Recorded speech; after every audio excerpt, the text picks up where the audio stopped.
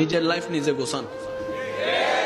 আঙ্গুল দেখানোর মতো মানুষ অনেক পাবেন, তাই না নামানোর মতো মানুষ অনেক পাবেন, রাস্তার মাঝখানে কেটে দেওয়ার মতো জীবনে অনেক মানুষের দেখা পাবেন, ভুল রাস্তা দেখায় দেওয়ার মতো মানুষ অনেক পাবেন।